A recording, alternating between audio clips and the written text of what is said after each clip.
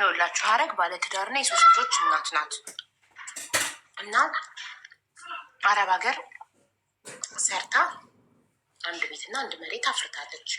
ኢትዮጵያ ገብታ አንድ ጊዜ ጋራጅ ለወንድሟ መኪና አሮጌ መኪና ለመግዛት ለወንድሟ ጋራጅ ትሄዳለች። ስትሄድ አንድ የተመታ ጥላሁን የሚባል ጋራጅ ውስጥ የሚሰራ ከመልክ መልክ የለው ከኮንፊደንስ የለው ምንም እዚህ ገባ የማይባል ሰውዬ ትጠብስላችሁና ከዛ ይጋባሉ። እና እሱ ያው ለመኪና ለወንድሟ መኪና ሊገዛ ስለመጣች ብር አላት ብሎ ይጠብሱና ይጠብሳትና ይጋባሉ። እሱ እንደሚለው ከሆነ አንድ ቀን ምሳ በላን እየደበረችኝ አብሬያት ተኛሁ። አረገዘች። ስታረግዝ ቤተሰቦች ያስገድደውኝ ያገባኋት ነው የሚለው ይሄ ባለጌ እና ማስቲካ ነገር ማስቲካ ይነርሱት። አሁን ቪታሚን ሶስት አላያችሁ? ሌላ ቀን ማታ ማታ ልተኛ ስል ከመተኛቴ በፊት ነበር ወስደው ስለረሳሁት ነው። አሁን ማታ ሳልወስድ ተኛሁና ከዛ አሁን ካፈጠርኩ በኋላ ወሰድኩኝና የቪታሚኑ እንዳይረብሸኝ ነው። ከዛ እንላችሁ ዩቱቤን እየከፈትኩ የተሽከረከረ ከዛ ጀለሴ ጋራጅ ነው የሚሰራው። መጀመሪያ የ18 ዓመት አብሬያት የቆየኋት ፍቅረኛ ነበረችኝ። ቤተሰቦች እሷ ሄደሃለች ሲሉ እኔ የደህና ቤተሰብ ልጅ ሆኖ ጋራጅ ይሰራል። ኤኒዌይ እና ሹፌርም ነው እና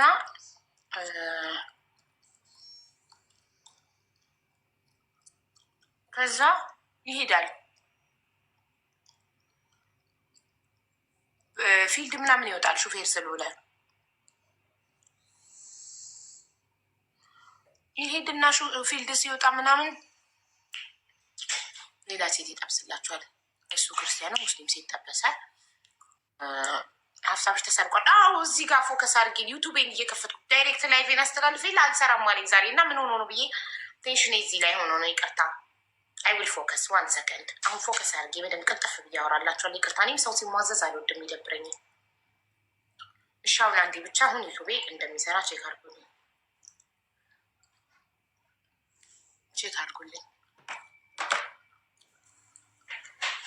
ማስቲካው ቢቀርስ መቅረት አይችልም። ሚኒማል ማስቲካው ቀራን ይረብሸኛል።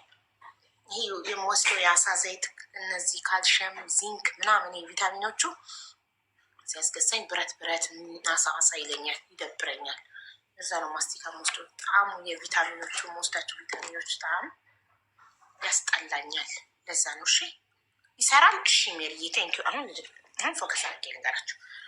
ጀለሴ አሸናፊ አይደለም ጥላሁን የሚባል ሰውዬ አሁን ከመጀመሪያ ልጀምር።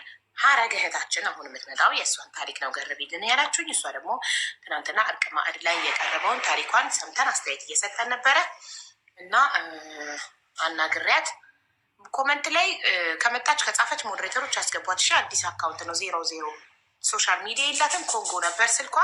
አሁን ዋትሳፕ ከፍታ እኔ ደውዬላት ዋትሳፕ ከፍታ ቲክቶክ ከፍታ እንድትመጣ ቀጥሬያታለሁ። ከፍታለች ኦልሬዲ።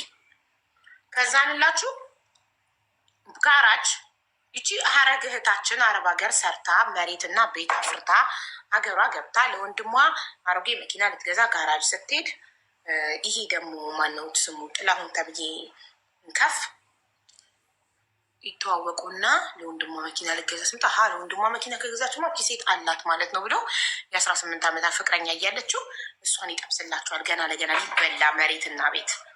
ከዛ ቲንክ ሆነ አንላችሁ ጠብስና ምሳ ይጋብዛል። በሁለተኛው ሲገናኙ ግንኙነት ያልኩና ታረግዛለች። እሱ የሚለው በአንድ ቀን ግንኙነት አርግዛብኝ ቤተሰቦች ያስገድደውኝ ነው። እሷ የምትለው ደግሞ አይደለም ጀንጅኖን ወዶኝ በፍቅር ሽማግሌ በዚህ ቀን ተልኮ እኔ ያረገዝኩት የወለድኩት በዚህ ቀን ማስላት ትችላላችሁ። ይሄን ስሌት የሚያረገዝኩት ሽማግሌ ከተላከ በኋላ ነው። በሰርግ ነው የተጋቡት። ኦኬ።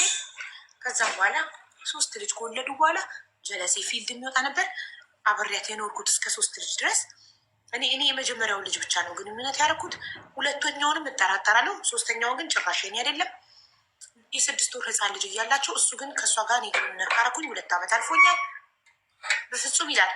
የድፍረቱ ድፍረት ደግሞ ሲቀርብ ምን አይነት ሽልጥልጥ አቋም የሌለው እንደሆነ የምታውቁት። እንደ ወንድ በራሱ መወሰን አይችልም። ሲመጣ እንኳን ለኢንተርቪው ውሽሚትን ይዞ ነው የመጣው። ያለሱ አይንቀሳቀስም። በጣም ደግሞ የገረመኝ ዲኤንኤ ሊያስመረምሩ ሲሄዱ ያለሱ አልሄድም ማሙሽ፣ እናቱ አብረው ካልሄደች የትም የማይሄደው ማሙሽ ዲኤንኤ የገዛ ልጆቹን ዲኤንኤ ለማስመርመር የዲኤንኤ ቀጠሮ እሱ ደርሶ ውሽሚት ሳትደርስ ከዚህ ጋር ንቅንቃልንም ብሎ ምን አይነት አሽቃባጭ ነው? ግን ምን ያድርግ? ውሻ በበላበት አይደል የሚጮኸው? ሁሉን ነገር ወጪውን የምትችለው እሷ ናት። እሷ ደግሞ እንዳለችው ውሽሚትም ተናግራለች። ውሽሚት ደግሞ ጉራዋ አቤት አቤት። ሰው ግን እውነት ከመጀመሪያው ሀብታም የነበረ ሰው ማለት ነው። ከመጀመሪያው ሀብታም የነበረ ሰው አይገርመውም። ገባችሁ? ከጊዜ በኋላ ይመስለኛል እቺ ውሽሚት ሀብቱን ያመጣችው ከመጀመሪያው ባሏ ይመስለኛል። ዴኒ ምን ሆነ? 3ቱም የራሱ ልጆች ሆኑ። ፈጣሪ ሲያዋርደው 3ቱም የራሱ ልጆች። እኔ ውሽሚትን ብሆን እንዲህ አፋጠጫኝ። 2 ወሬ ነው ከእሷ ጋር ከተኛው አላልክም? የ6 ወር ልጅ ኬት መጣ? 2 ዓመትህ ከሆነ ኬት አባህ መጣ? ግን ውሽሚትም ክብረ ቢስ ስለሆነች ምንም ቢሆን አብሬው ነው መሆነው። ገባችሁ? ለምን ኦልሬዲ እሷም 2 ልጅ አላት። አሁን 5 ልጅ ሆነልን። ተንኮሏ ደግሞ ማለት ነው ልክ ከውጤቱ በኋላ ተቀየረች። መጀመሪያ ጥሩ ሰው እኔ ለራሷ ብዬ እየመከርኳት ነበረ። ላይክ እኔ ቀሽት ነኝ ዩኖ አክቷ አዛጋ ሚዲያ ላይ ቀርባ እኔ ራሴን ጠብቃለሁ፣ ንጽህና ጠብቃለሁ፣ ለዛ ነው እኔ መረጠኝ አይነት ነገር። ገባችሁ? ሳይኮሎጂካሊ የሚገባችሁ ሰዎች ካላችሁ ይገባችኋል አነጋገሩ። አንቺ ራስሽን ያይቀን ሀብታም ስለሆንኩኝ የቤት ውስጥ ሰራተኛ ይኖረኛል አለኝ። ስለዚህ እኔ ጥፍሬን፣ ሰውነቴን፣ ቆዳይን እንከባከባለሁ። አንቺ ግን ድሃ ስለሆንሽ ቤት ውስጥ ሰራተኛ ስለሌለሽ ጥፍሬን፣ ፀጉሬን፣ ቆዳይን የምትይበት ጊዜ የለሽም። ስለዚህ አንቺ ዝርክርክ ነሽ ነው። ገባችሁ አነጋገሯ? እኔ መከርኳት። ላይክ ሰው እንዲረዳ የምትፈልገው ላይክ ባሏ የሄደባት እሷ ጊዜ ስለሌላት 3 ልጅና የቤት ስራ የሚያግዛት ስለሌለ ጊዜ ስለሌላት ራሷን የምጠብቅበት ጊዜ ስለሌላት ባሏ ጥሏት የሄደው ራሷን ስላልጠበቀች ነው ብሎ ድክመቱን ህዝቡ እሷ ላይ እንዲያደርግ ስለፈለገች እዛ ጋር ሀረግ ለማሸማቀቅ እኔ መከርኳት። እንደ ሴት ምን አባሽ አግብቶች ነው የምትመክሪያት? ባሏን እየሰንጠቅሻት ወዳጅ መስለሽ ልትመክሪያት? እኔ እንደ ሴት መከርኳት። ራስሽን ጠብቂ። እኔ ልጆች አሉ። ከዛ እንዲያለቻት እኔ ከ3 ልጅ ጋር እንዴት ብዬ ትላታለች። ላይ እኔ ከ3 ልጅ ጋር እንዴት እንዳንቺ ልጅ ቀርቀር ነው። ገባችሁ? ከ3 ልጅ ጋር እንዴት ቤት እኔም ልጅ አለኝ። እኔም 2 ልጆች አሉ። ግን ራሴን ጠብቃለሁ። ጨዋ የምትመስለው ነገርስ መጀመሪያማ ራሷን እንደዛ አስመስላ እኮ ነው ያቀረበችው። እኔማ ፎቶዋን እያስፈለግኩ ነው ላግኘው እና እናውጣላታለን። ለውሽሚት በካልቾ ብያት ልምጣ። ኧረ በእናትሽ አትቀልጂኝ። በጣም የለናደርጉት የሀረግ እዛ ጋር ዝም ማለቷ በጣም አመመኝ ነው። እንደዛ ስትናገራት ዝም ማለቷ በጣም ነው ያሳመመኝ። ራሷን ቀላይ እኔ ፐርፌክት ነኝ፣ መቼም አልሰበርም፣ ጠንካራ ነኝ፣ አለኝ፣ ሀብታም ነኝ። ገባሽ? እና እቺ ድሃ ላይ እመጻደቅባታለሁ። እዛ ጋር ራሷን እንደ ትልቅ ነገር አድርጋ፣ ጋዜጠኛው ደግሞ ይህንን እኛ ያየነውን አለማየቱ ከሀብታም ጋር ከውሽሚት ጋር ማሽቃበጡ በጣም አናደደኝ። እኔ በጣም አክባሪው ነኝ። ስቲል ነው ተሳስቷል። ስህተቱን አምኖ ሀረግን ይቅርታ መጠየቃለሁ። ይቅርታ ሀረግ፣ እኔም ብለሽ መተሽ እኔ ሚዲያ ላይ ቁጭ አድርጌ ስላሰደብኩሽ ይቅርታ ማለት አለበት። ለምን እሱን ያሰደባት ማስቆም ነበረበት። የራሷ አባል ለምን ተዋት? ራሷን ከጠበቃች ቴንኪው እኮ። በእንደዛ ከሆነ ወንድ ልጅ ሚተወው እና ማይተው ራስን በጠበቀና ባልጠበቀ ከሆነ ሀረግ የ3 ልጆች እናት ድሃ ስለሆነች ጊዜ አታ ራሷን የምጠብቅበት ከቤት ስራና ከልጆች ጋር ጊዜ አታ ራሷን ስላልጠበቀች ከሆነ ባሉ አይተው አንቺ ሀብታሟ ለምን ባልሽ ተወሽ? ይህንን ለምን አትናገሪም? ነበር። ፊቷን መሸፈን አልነበረበትም እንዴ? ፊቷ የተሸፈነው ስለምታቅ እንደምንሄድባት ስለምታቅ ነው። አቧረግን አግኝሸታ አሁን ትመጣለች። ቆይ ቆየሽ ልበላት።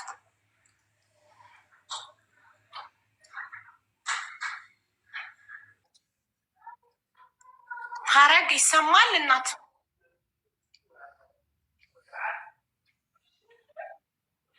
ሀረግ ኔትወርክ ይዟታል።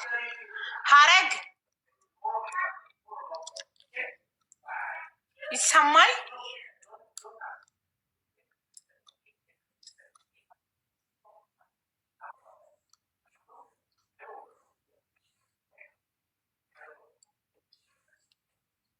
ሚውትሽን አብሪው ሀረግዬ፣ ሚውትሽን አብሪው።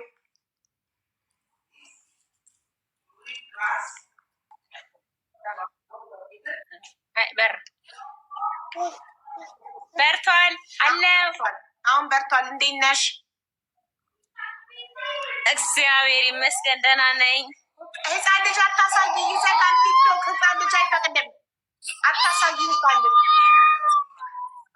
እሺ የህፃን ልጅ ድምፅ ይዘጋል። ቆይ ዝም ሲል ልጁ የሚይዝልሽ ሰው የለም። ልጁን ጎረቤት ላስቀምጥ ብለሽኝ ነበር።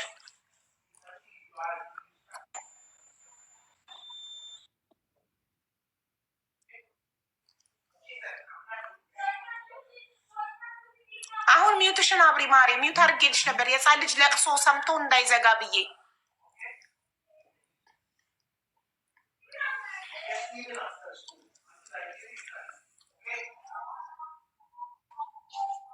ይሰማል? ይሰማል። አብርቼዋለሁ አሁን። እሺ ይሰማል። እንዴት ነሽ? ደህና ነኝ ሀቢ፣ ደህና ነኝ።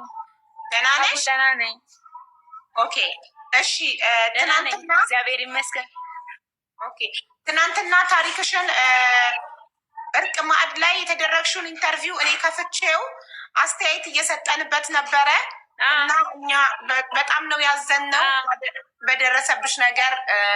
የባለቤትሽ ውሽማ እንዴት ዲስሪስፔክት ስታደርግሽ እንደነበር አይተን እጅግ በጣም ተሰምቶን አይዞሽ ልንልሽና አንቺ ያለውን ነገር ልንሰማ የቻልነውን ልናግዝሽ ነው የጠራንሽ። እሺ ደስ ይለኛል። ያው መጥቻለሁ። ስለፈለጋችሁ በጣም ነው የማመሰግነው። እሺ እናት አይዞሽ። እሺ ያለውን ነገር አስረጅን። የሆነ የሚረብሽ ድምፅ አለ አንቺ ጋ ነው? አዎ እንትን መስጊድ ነገር አለ ከኋላና መስጊድ ትምህርት እየሰጡ ነው። መስጊድ አንዱ ሐመድ ለዛ ነው። የለበሽ አስረጅን። ስለ አንቺ ንገሪን። ሀረግ እባላለሁ እንደዚህ እንደዚህ ብለሽ ንገሪን። ኦኬ እሺ ሀብዬ፣ እኔ ሀረግ እባላለሁ። ሀረግ ወይን በላይ እባላለሁ። በእርቅ ማዕድ ላይ ባለፈው እንዳያችሁት ሄጄ ማለት ከባለቤቴ ጋር ባለው መሀል ያው ውሽማ የተባለችው ወይም ዜነባ ትባላለች። እሷ ልጁ የእሷ አይደለም ምናምን በሚል ከእሷ ጋር አወራንና አባቱ ነው ካልሽ ዲኤንኤ አስመርምረሽ ይዘሽ ነይ ምናምን በሚል ሰጥ አገባ ገባን። ከእሷ ጋር በምችለው አቅም ለመፍታት ሞከርኩ። በምችለው ብዙ መንገድ ሄጃለሁ፣ አልቻልኩም። ስለዚህ ያለኝ አማራጭ ወደ እርቅ ማዕድ። ሀረግ እሱ ያለው የተዋወቃችሁት ጋራጅ ለወንድምሽ ከአረብ ሀገር ከገባሽ በኋላ ጋራጅ ለወንድምሽ መኪና ልትገዢ መተሽ እንደተዋወቀ ያለ ፍላጎቱ ምናምን ነበር ሲል የነበረው። አንቺ እውነታውን የተዋወቃችሁ እንዴት እንደተዋወቃችሁና ምን እንዳሳለፋችሁ ብትነግሪኝ። በጣም ጥሩ። በፍጹም እውነት አይደለም እሱ ያለው። የተዋወቅነው መኪና ልገዛ ሄጄ ሳይሆን ያጎቱ ልጅ አለ ሽማግሌ ሆኖን የመጣ ማለት ነው። እኔ እዛ ቡና ጠጡ እንደመጣው ትንሽ የቡና ጠጡ ከፍቼ ነበረ። ከዛ ልጅ ጋር ካጎቱ ከአባቱ የወንድም ልጅ ጋር ግብብነት አለን። በጣም እንግባባለን። በስራዬ ያከብረኛል። ቡና ቀርብላቸዋለሁ። በሱ የተነሳ ያው እኔ ትዳር እንደምፈልግ በቃ ባለው ነገር ቁጥብ የሆንኩ በጣም ጥሩ ሴት ለዛ ብቁ እንደሆንኩ ነበር የምናወራው የነበረው ማለት ነው። አሁን ከሱ ጋር አስተዋወቀኝ። እሱም ሆኖ ማለት የአባቱ የወንድም ልጅ እና ሌሎችም ነበሩ አብረው አስተዋወቁን። እነሱ አንድ ቀን አስተዋወቁን፣ ዘወር አሉ። እኛ ቀጠልን። አላማችን ትዳር ነው። እሱም ትዳር ፈላጊ ነው፣ እኔም ትዳር ፈላጊ ነበርኩኝ። ሚያዚያ አካባቢ ተዋወቅን። ሚያዚያ ተዋውቀን ሚያዚያ መጨረሻ አካባቢ ተዋውቀን በፍቅር በቃ በጥሩ መግባባት እየቀጠልን ነበርና ሐምሌ 12 ቤተሰብ ጋር ማለት ነው። ቤተሰብ ጋር ሽማግሌ ላከ። እሺ ተባለ። በአግባቡ በክብር ማለት ነው። በቃ ለአንድ ሴት ልጅ በሚያስፈልጋት መልኩ ነው ሽማግሌ አባቱን አጎቶቹን ከሀገሩ ወቅቱ ኮሮና ስለነበረ ማክስ ሁሉ አድርገው ነው የመጡት። የሚገርምሽ ነገር እና እሺ ተባሉ። ከዛ እንዳለው አብራችሁ ኑሩ። በስህተት አንድ ቀን ግንኙነት ስላረገዘችብኝ ቤተሰቦቼ አስገድደውኝ ነው ያገባኋት ያለው ትክክል አይደለም። በፍጹም ትክክል አይደለም። በፍጹም ትክክል አይደለም። የሚገርምሽ ማለት ነው ልጁ አስተዋወቀን። ከዛ እኛ ቢያንስ ለ3 ወር ለ4 ወር ያክል በየቀኑ እንገናኝ ነበር። በቀንም ባይሆን ቢያንስ በ2 ቀን በ3 ቀን በቀን ስልክ እናወራለን። ከዛ በ2 ቀን በ3 ቀን ደግሞ እንገናኛለን። ቅርብ ለቅርብ ነው ሰፈሩ ማለት ነው ያለበትና ያለሁበት። እሱም ከስራ በኋላ እኔም ከስራ በኋላ እንገናኛለን። እንደዛ ከቀጠልም እስከ ሐምሌ ያለውን ወር ቁጠሪው። ሐምሌ 12 ሽማግሌ ላከ ቤተሰቦቼ ጋር በክብር አባቱ መጡ። ሽምግል ያሉ ናቸው። ደስ የሚሉ የታፈሩ የተከበሩ አባት ነበሩት። 5 ሰው ሽማግሌ ላከ ከሀገሩ ማለት ነው። አባቱ ያስተዋወቀን ልጅ የአባቱ ታናሽ ወንድምና ሌላ የእናቱ ወንድምን ነው ሽምግልና እንኳ የላከው። ከሽምግልናው በኋላ አባትየው አንድ ልጄ ነው ማለት አዲስ አበባ ሰርግ ይደገስ ተባለ። የእኔ ቤተሰቦች አዲስ አበባ ላይ ሰርግ ይደገስ፣ ቀለበት ባጭሩ ይደረግላቸው ሲሉ አይ እኔ ለአንድ ልጄ እንኳን የጠራሁት ያልጠራሁት ይመጣልና አብረው ይኖሩ፣ እኔ ደግሼ እጠራቸዋለሁ አሉ። ቀለበት አደረጉልን። አብረን መኖር ጀመርን። ከሐምሌ 15-16 በኋላ ነው አብረን መኖር የጀመርነው በራሱ ማለት ነው። ከሽምግልናው በኋላ ነገሮች ምርመራ ሁሉ አድርገናል። በቃ ብዙ ነገሮች አድርገን የገባ ነው። አብረን እየኖርን የመጨረሻ እኔ እሱ ቤት የገባሁት ማለት ነው ሐምሌ 19 ነው። እቃ ገዝተን አስተካክለን አስፈላጊ የሚባሉትን እቃዎች እዛ ገዛዝተን ይዘን ገባን። እዛ እየኖርን እያለ የካቲት 7 ሰርግ አድርገው ጠሩን። በመሀል ነፍሰ ጡር ስለነበርኩ ማለት ነው። ከዛ ተመልሼ ሄጄ እዛ ወለድኩ። ክፍለ ሀገር ተመልሼ ሄጄ ነው እነሱ ጋር ተመልሼ ሄጄ ነው የወለድኩት። እዛ ግን ለሰርግ አገራቸው ለሰርግ ሳይሆን እንደ መልስ ነው ያደረጉልን። በጣም ትልቅ ድግስ ነበር የተደገሰው። የወለድሽው እሱ ቤት የገባሽው ሐምሌ 19 ከሆነ የወለድሽውስ መቼ ነው? የመጀመሪያ ልጃችሁ የተወለደው መቼ ነው? መጋቢት 23 መጋቢት 24 ሌሊት ላይ ማለት ነው የተወለደው። 24 ዓመተ ምህረቱን ንገሪኝ፣ የገባሽበትና የወለድሽበት። 2013 ነው የተጋባ ነው። 2012 ነው የተጋባችሁት። 2013 ነው የወለድሽው።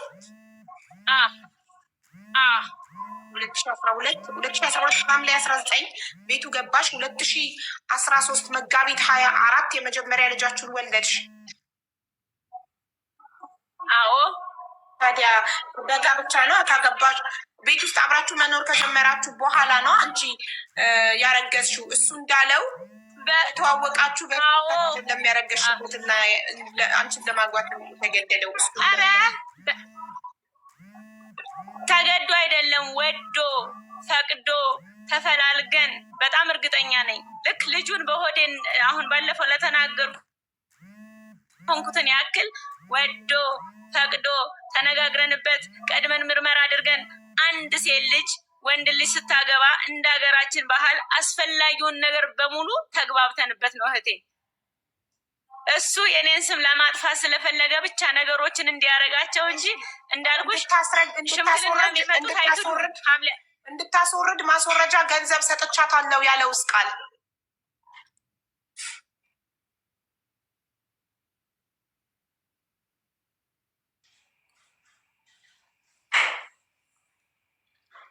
ተቋርጠሻል። ኔትወርክ አስቸገራት።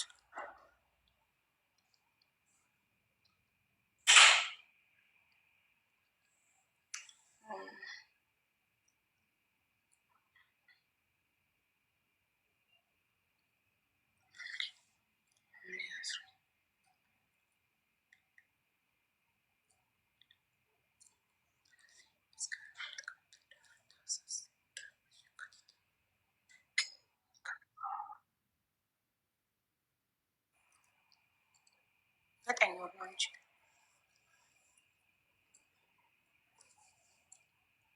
ወይኔ ኔትወርኳ። ሶሻል ሚዲያ አጠቃቀም አታውቅም ነበር። ዛሬ ነው ዋትሳፕ አስከፍተናት፣ ቲክቶክ አስከፍተናት እንድትመጣ ያደረግናት። ኮንጎ ስልክ ነበር የነበራት። ኔትወርክሽ ነው መሰለኛ። ኦ ማይ ጋድ ነቀላት ደግሞ። እሱ ጻፊ ትጽፋለች። ሞዴሬተሮች አስገቧትሽ።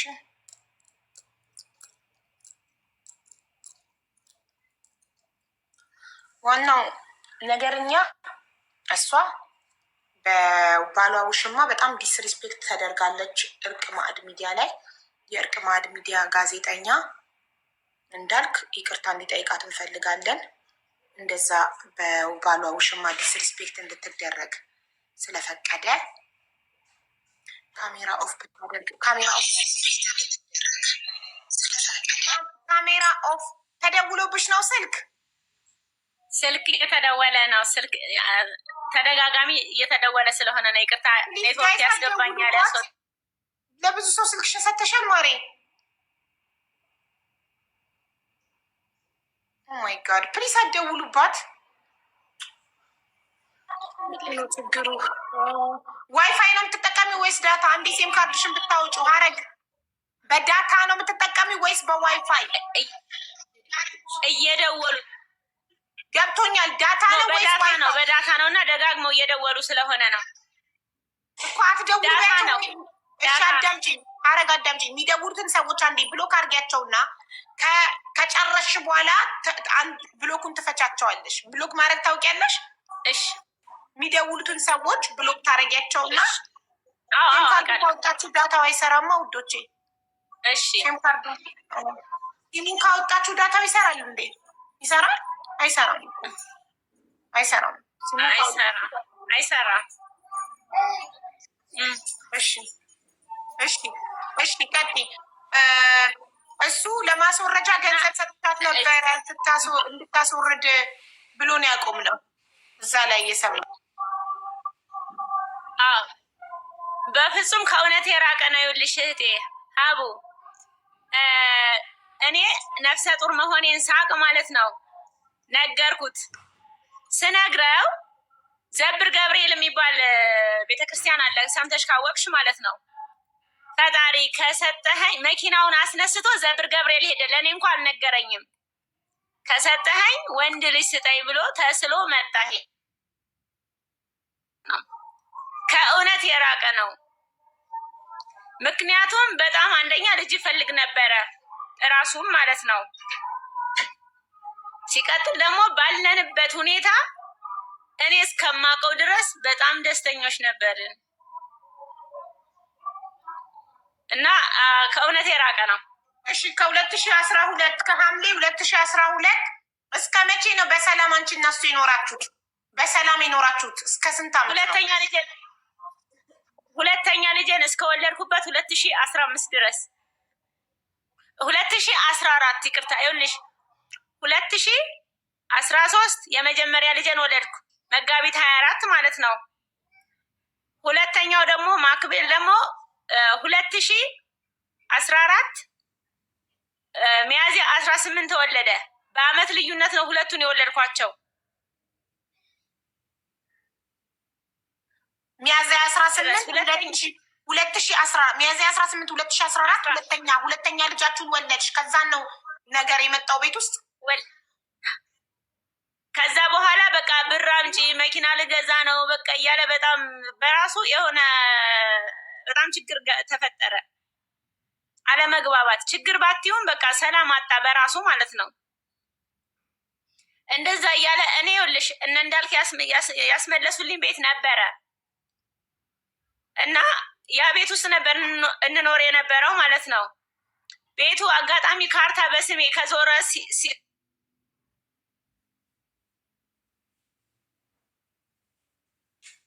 የምትደውሉ ሰዎች ግን ስታስጠሉ በማየሙት የምትደውሉባት በምንድን ነው ትሰራው እያለች ነበር። አንዷ ኮከብ 21 ቆይ ሀረግ ልንገርሽ ሀረግ ልንገርሽ አሁንም እየደወሉብሽ ነው አይደል?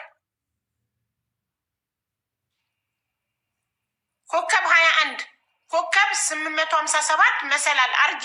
እንደሱ ስታረጊ እንዳይደወል ዳታ ብቻ እንዲሰራ ማድረግ ትችላለሽ።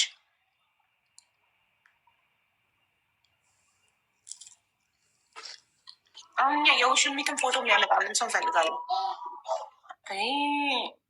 እየደወሉባት ደግሞ ሳልነግራት በእናታችሁ ይዟት ነበር። ኔት ሰምታኝ ይሆን? ኮከብ 21 ኮከብ 857 መሰላል ወይ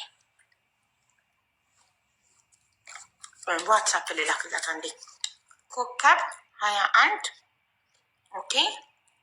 ከዛ ኮከብ 857 መሰላል። ይህን ካረገች ቀጥታ ይቋረጣል። ማንም ቀጥታ መደወልና መረበሽ አይችልማ። መፍቻው ደግሞ ምንድነው?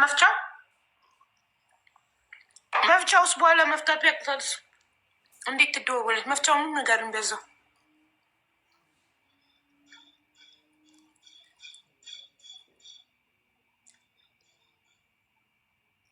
መሰላል 21 መሰላል። እሺ ቆይ መጀመሪያ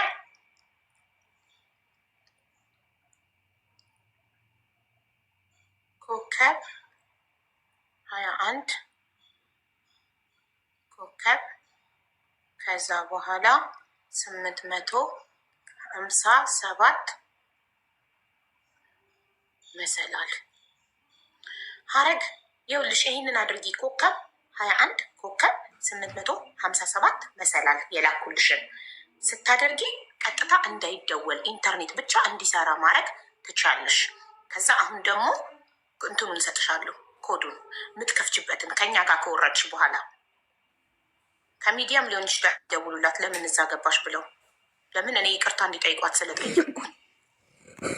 መሰላል 21 መሰላል 21 መሰላል አይደል? በዚህ ደግሞ ሀረግ በመሰላል 21 መሰላል ስታደርጊ ደግሞ ተመልሶ መደወል ይቻላል። እሺ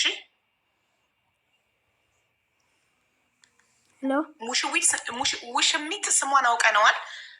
ሚዲያው ላይ ስሟ አልተጠቀሰም ነበር። ዘይነብ ነው ስሟ። አሁን ደግሞ ፎቶዋን ፈልገን እናወጣዋለን። ራሷ ውሽሚት ራሱ ሀረግን እንደዛ ሚዲያ ላይ ከፍ ዝቅ ስላረኩሽ ክብርሽን ስለነካው ይቅርታ እንድትላት እንፈልጋለን።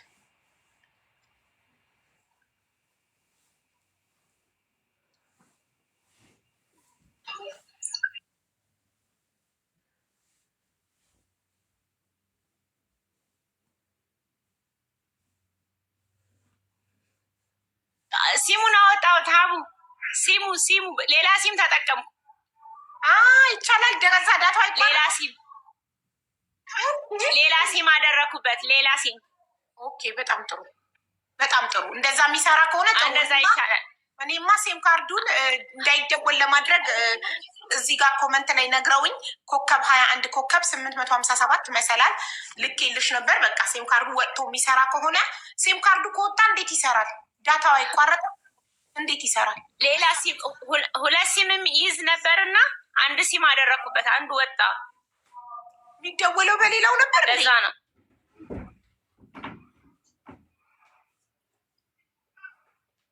እኔ እንደዛ ብሎ ሳይንስ የለም። ተው ግድ የላችሁም።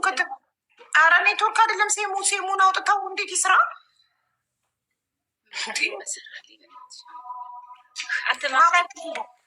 አረግዬ እንዴት ነው የሚሰራው? ቀይ ሴም ያለ ሴም ካርድ ዳታው ይቋረጣል።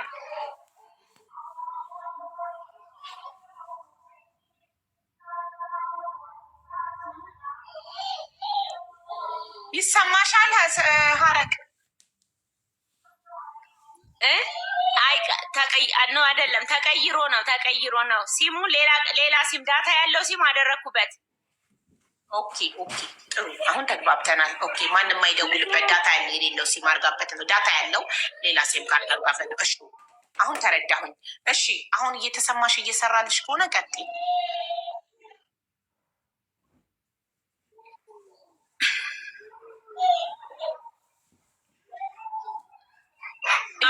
ይሰማሻል?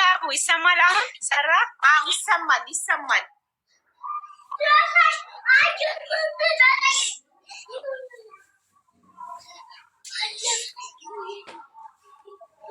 እስቲ ካሜራውን ላጥፋላት። እስቲ ካሜራውን ቆይ ግን ሀረግ ካርድ አለሽ? ምናልባት ካርድ ከሌለው እስኪ ዳታ ሜሪዬ ዳታ ሙይላት እስቲ ማሬ። ቁጥሯን በዋትሳፕ ልላክልሽ እና ዳታ ትሞይላታለሽ። ምናልባት ዳታሽ እያለቀ ከሆነ የሚቆራረጠው ዳታ እንሙላለሽ እኛ ዳታሽ እየተቆራረጠ ከሆነ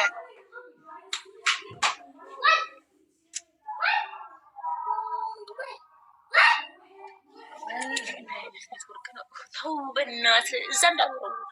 ቆይ ሀረግ ቆይ አንዴ ሀረግ ይኸውልሽ ዳታሽ ስትሮንግ ካልሆነ በቂ ካልሆነ አንሊሚትድ ዳታ እኛ እንሙላለሽ አሁን። እሺ በየትኛው ሲም ካርድ እንደምትጠቀሚ ንገሪኝ። እዚህ ጋር አሁን ከኔ ጋር ዛሬ ዋትሳፕ ባስከፈትኩሽ ቁጥር ነው የምትጠቀሚ? በሱ ከሆነ አዎ በይኝና ልላክላቸውና እንዲሞሉልሽ ወይ ሜሪዬ ወይ ሶፍዬ እልክላችሁና ዋትሳፕ ላይ። ኦኬ ሶ ሜሪዬ ታዩ ሌላ ሰው አለ። አሁን ኢትዮጵያ ውስጥ ነኝ ያለኝ ሰው ስላለ በዛ ሰው አስሞላላታለሁ።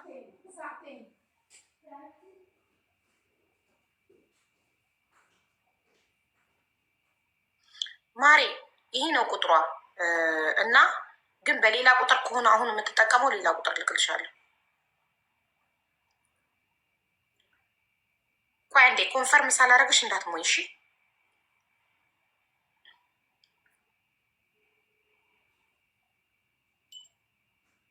ያልተገደበ ትግዛ። አንድ ሚትር ነው የምንገዛው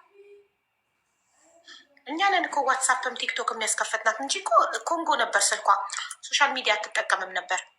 ዋትሳፕም አታውቅም ነበር። እኔ ቀጥታ ደውዬላት ነው ሞዴሬተሪ ማና ቁጥሯን ፈልጋ ስታኝ ቀጥታ ደውዬላት ነው ዋትሳፕ ያስከፈትኳት ቲክቶክ ያስከፈትኳት እንጂ ኮንጎ ነበር ስልኳ። አላያችሁም? እዛ ሚዲያው ላይ ስልኳን ስታሳይ ስማርትፎን አልነበርም ስልኳ። ቪዲዮ ታጥፋ እሺ። ስትመጣ ኔቷ ስትሮንግ ካልሆነ ቪዲዮ ታጠፋለች። ግን ሲም ካርዱን አውጥታው ይኸው ዋትሳፕ 2 ራይት አልሆነም። የቅድሙ ብቻ ነው 2 ራይት የሆነው።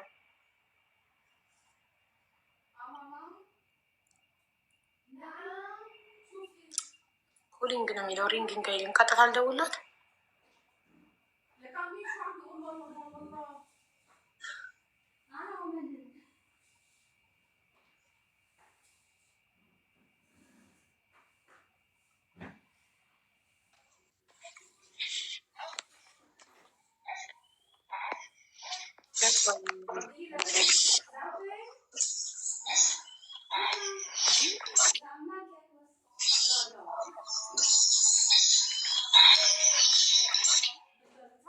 ምንድን ነው ዝም ብላችሁ የምታስገቡት ሳትነግሩኝ? ማናት አሁን የገባችው?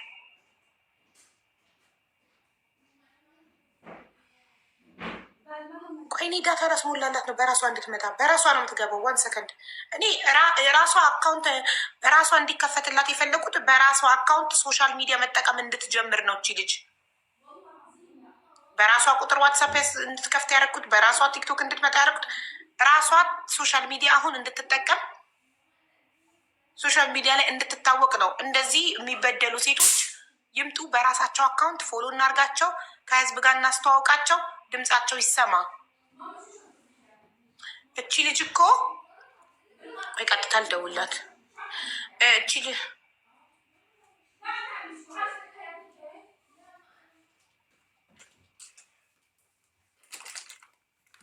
አንሊሚትድ ሳፋሪ ዶት ኮም እኔ ያወጣሁትኝ ግን እኔ ከነሴም ካርዱ ስለገዛሁት መሰለኝ 2500 ነበረ እኔ ኢትዮጵያ እያለሁ።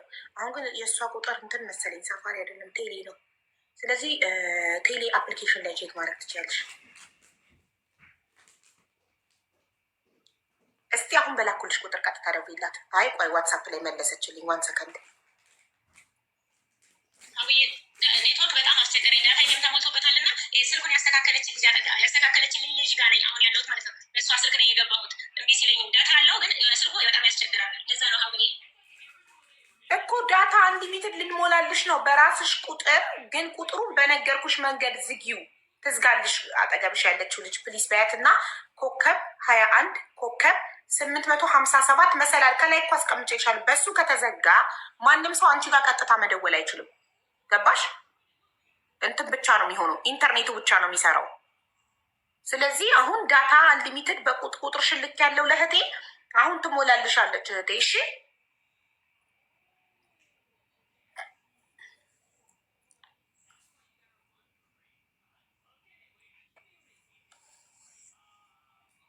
ያው አሁን በሰጠዎች በቃ በቁጥሯ ሙይላት እንትን አንሊሚትድ ቴሌ አፕ ላይ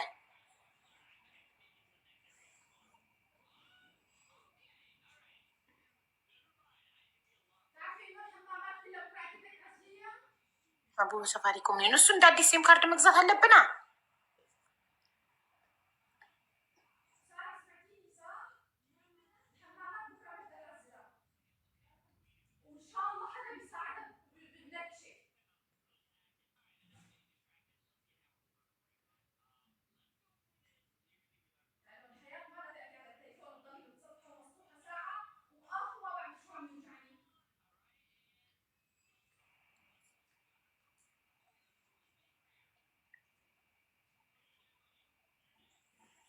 ኢትዮጵያ ያለን እንሙላላት እኮ ኢትዮጵያ ያለን ነው እኮ የምትሞላላት።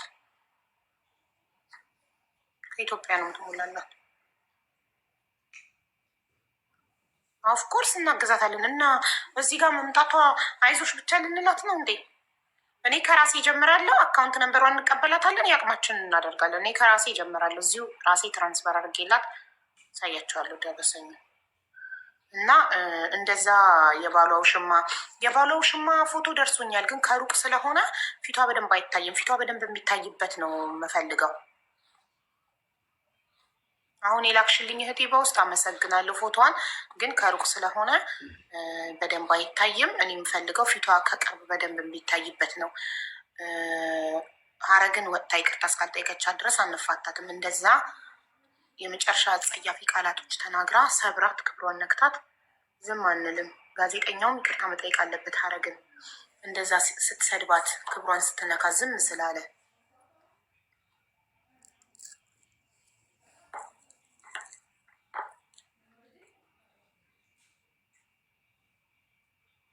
ሻውዬ አመሰግናለሁ። አሁን ዳታው ነው ችግሩ እንጂ ሁለቱም አሁን የተጠቀሙበትም ይሄኛውም አንሊሚትድ የማያቋረጡትን ተሞልቶበታል ፓኬጅ ማለት ነው። የዳታው ችግር ነው፣ የኔትወርኩ ችግር ነው። ኔትወርኩ በጣም ገባ ወጣ እያለ ስላስቸገረ ነው። እና እንግዲህ በትዕግስት ያዥ፣ ምንም ማለት ስለማልችል ይቅርታ። ችግር የለም የኔ እናት አትጨነቂ። እንትን እየውልሽ እየተንቀሳቀስሽ አውሪ እሺ። ስታወሪ አሁን ስትገቢ ቪዲዮን ሳታበሪ እየተንቀሳቀስሽ ኦልሬዲ አንቺነትሽን ኦልሬዲ አንዴ ፊትሽን ስላየን ማንነትሽን ስላወቀን በቃ ኔትወርኩ ስትሮንግ ካልሆነ ካልበቃ ለቪዲዮ አጥፍታሽ እና አንድ ቦታ ላይ ሳይሆን ትንሽ እየተለማመድሽ ወይ አድርጊው እና አሁን ያው ሲስተር የ1000 ብር ሞልታልሻለች። ማክሲመም ሊሚት የሚለው እሺ ሞልታልሻለች። መሴጅ አልገባልሽም?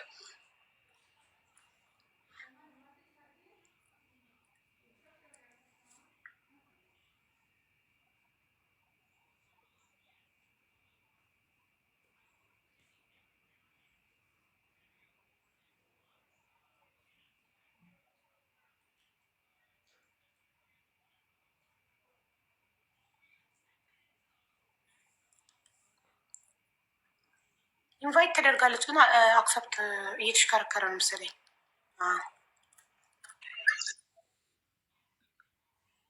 ይሰማል ላቡ አሁን? አሁን ይሰማል። በቃ ቪዲዮን ታዩሽ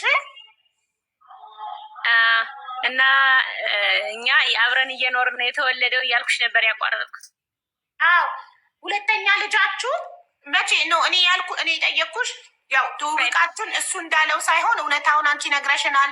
ሽማግሌ ተልኮ በስነ ስርዓት በስነ ስርዓት በወግ ማዕረግ እንደተጋባችሁ እናም ሐምሌ 19 2012 አንድ ላይ መኖር ጀምራችሁ የመጀመሪያ ልጃችሁ መጋቢት 24 2013 ተወልዶ ከዛ እስከ ሚያዝያ 18 2014 ሁለተኛ ልጃችሁ እስኪወለድ ድረስ ትዳራችሁ በሰላም እየሄደ እንደነበረ ሆነ። አዎ። ስለዚህ ከሚያዝያ 18 ሁለተኛ ልጃችሁ ከተወለደ በኋላ ምንድን ነው የተፈጠረው? ከሱ ጋር እውነት ነው፣ ትክክል ነው እኮ ቀጥይ። ከሱ ጋር እየሰማንሽ ነው። እሱ ጋር ነበር ያቆምነው። እኔ ገረብኩልሽ እስካቆምንበት ድረስ ቀጥይ፣ ከሱ ጋር ጀምሮ። እሺ። ከዛም ይኸውልሽ ልጁን ወልጄ እኔ ይኸውልሽ ልወልድ ሁለተኛ ልጄን ማለት ነው ልወልድ ስል ትንሽ አቅሜ እየደከመ መጣ። የአመት ለውጥ 11 ወሰደው ወደ ክፍለ ሀገር ማለት ነው እናት አባቱ ጋር ልጁን የመጀመሪያ ልጄን ማለት ነው። ሚያዝያ 18 ወለድኩኝ ሁለተኛ ልጄን እህቱ ቤት እሱ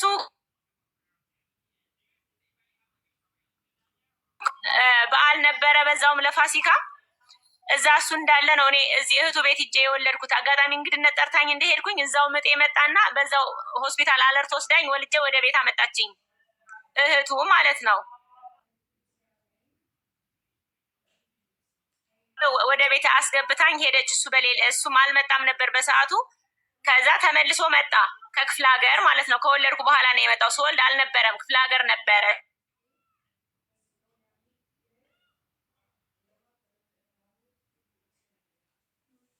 ገና እያደገ መጣ። ቢያንስ 5 ወር 6 ወር ከሆነው በኋላ በየቀኑ ያው የሆነ ባህሪ አመጣ። ማለትም መኪና ነበረው።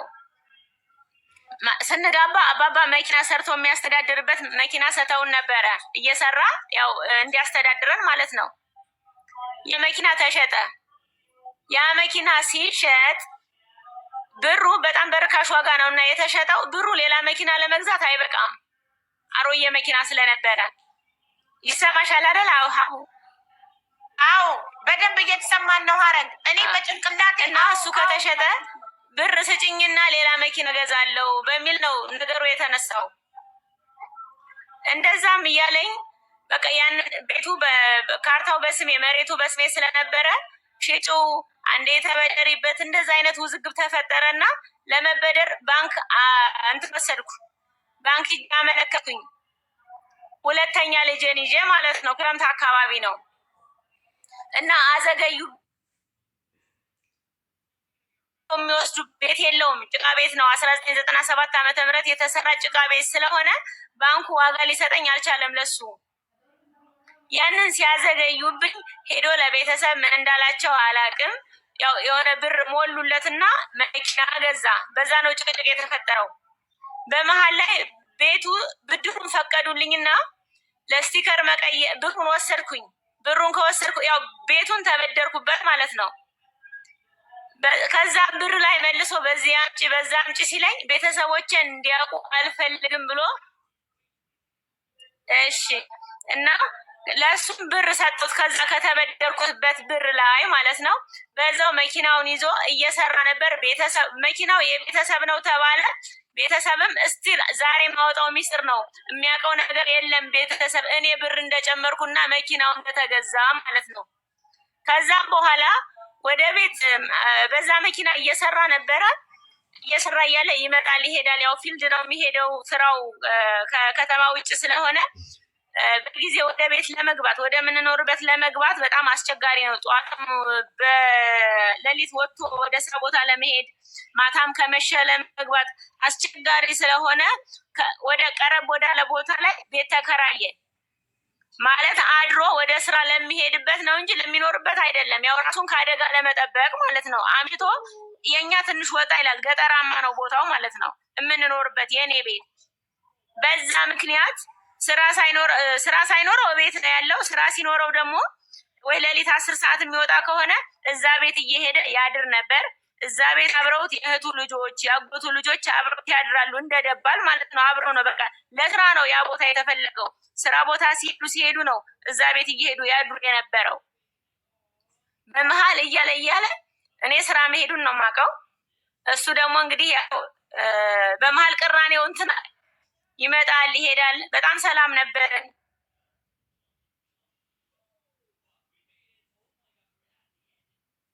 እንደተጣላን ነው መሰለኝ የነገራቸው እና አሁን ሁለተኛ ልጄን ሶስተኛ ልጁን ከወለድኩኝ በኋላ ማለት በቃ ለመግባባቱ እንደዛ ይሰማሻል አይደለ? ኔትወርኩ ይንቀጠቀጣል መሰለኝ። ሀረግ በደንብ እየተሰማን ነው። ሲቋረጥ እኔ እነግርሻለሁ። እኛ ምንም ካላልን ዝም ብለሽ ቀጥ። እሺ ሀረግዬ። እሺ እኔ ወድ እና እዛ እየኖረ ከዛም ተመልሰን ደግሞ በቃ ተስማማን፣ ሰላም እየኖርን ነበር። ያም አለመግባባቱ ጠፍቶ ያው ለስራ ብሎ ሄዶ ቆይቶ ቢመጣም በቃ በሰላም እየኖርን ነበር። ልጁ ማደገ 2 ዓመት ሆነው። በቃ ጥሩ እየሄድን ነበር። በመሀል ላይ ተመልሶ በቃ ይቆያል፣ ይሄዳል፣ ያመነጫጭቀኛል። በቃ አለ አይደለ? እኔ ደግሞ አቤት እሜት እሺ ብዬ ነው እንጂ የምኖረው ውጭ ይህንን ያደርጋልም ወደ ውጭ ይሄዳልም ብዬም ስለማላስብ ምንም ትኩረት አድርጌ አላውቅም። ማለት አልከታተለውም። በአጠቃላይ የታመሸህ የት ሄድክ የሚባለው ነገር የለም። ሲሄድ እሸኘዋለሁ መርቄ፣ ሲመጣ ደግሞ ደስ ብሎኝ ይቀበለዋለሁ። በዛ ሁኔታ እያለን ሶስተኛው ልጅ ተረገዘ። ፈልጌ ተስማምተን ነው የተረገዘው ማለት ነው። በየስንት ጊዜ ረገዝኩ። በጣም ደስ አለው ከሚገባው በላይ ሀረግ። የሚገርምሽ ማለት ነው በቃ ይድነቃቸው ነው የምለው አለ ለራሱ ማለት ነው።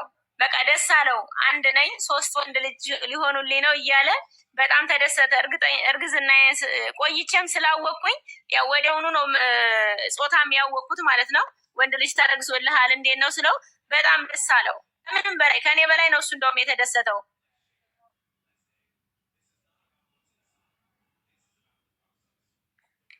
በየስንት ጊዜው ነበረ ባለቤትሽ ቤት የሚመጣው? ለብቻ እንዳለ ነው የሚነግራቸው።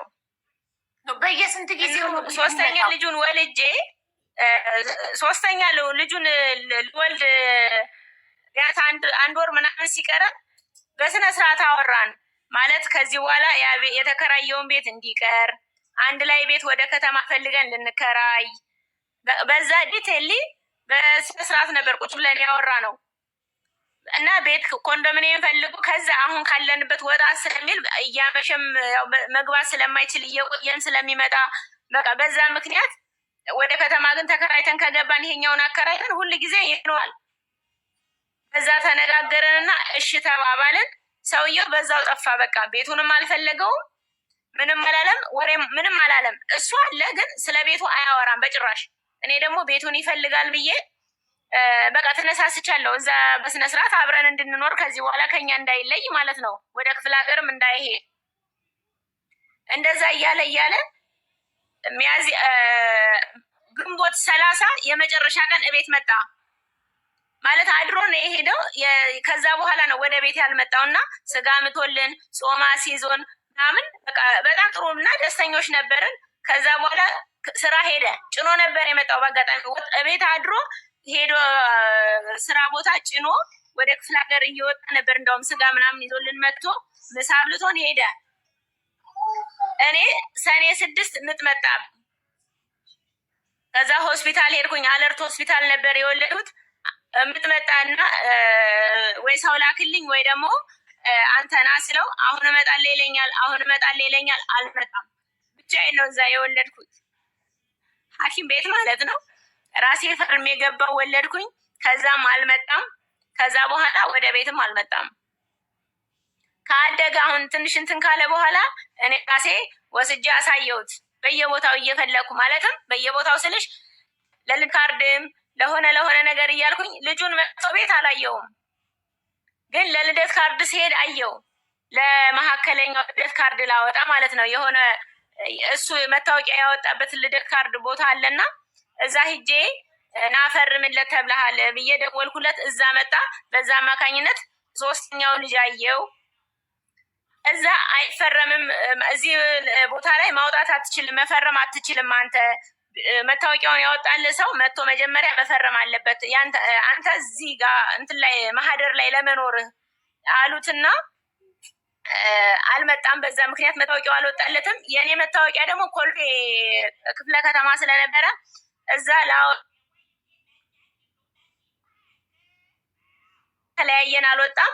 በሁለተኛው ቀን እዛ ሄድኩኝ። እዛ ሄጄ እንግዲህ ትንሹን አዝየዋለሁ፣ ትልቁን ደግሞ በእጄ ይዤዋለሁ። በሌሊት ተነስቼ እዛ ሄድኩ መታወቂያውን ላወጣ። እዛ በቴሌ ብር የሚከፈል ብር አለ አሉኝ እና እጄ ላይ ያለው ብር አለቀ። በጣም ትራንስፖርት ክራውድድም ስለነበር በራይድ ነው የሄድኩት። እዛ ሁኜ በቴሌ ብር የሚከፈል ብር አለ 200 ብር የልደት ካርድ ክፈልልኝ ልል እደውላለሁ። ባሌ ጋር ነው የደወልሽው አለችኝ።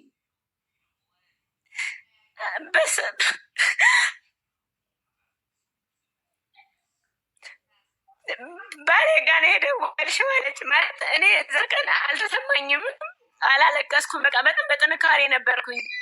አሁን ግን ያው ነገሩ ስላለፈ ቢያንስ ባለቅስም ቅር አይላችሁ። በጣም የሚያመኝ በጣም ስላመመኝ ነው በሰዓቱ ማለት ነው። እና ባሌ ጋር ነው የደወልሽው አለችኝ። እኔም በስመ አብ ወወልድ ወመንፈስ ቅዱስ ባልሽ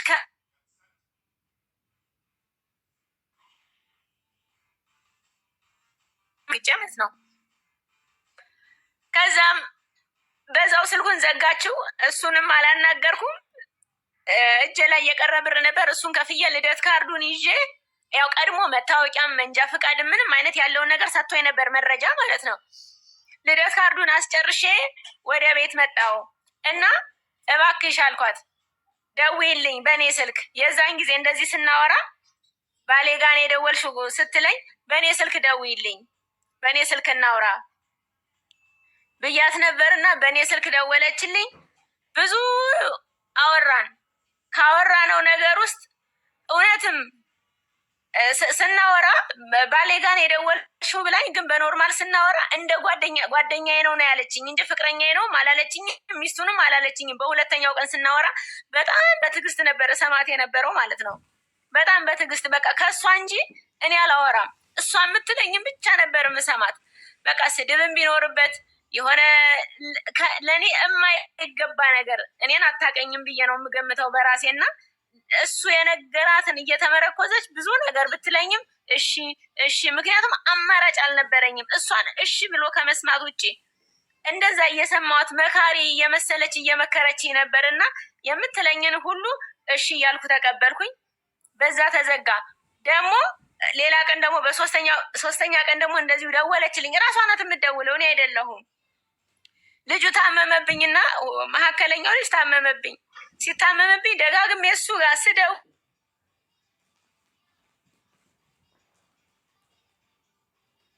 ተይልኝ አልኳት። እባክሽ ተይው ለልጆቹ። መካከለኛው ልጅ በጣም ነው የሚወደው አባቱን እና ያው ትንሹ ስለማያውቀው ነው። ትልቁ ክፍል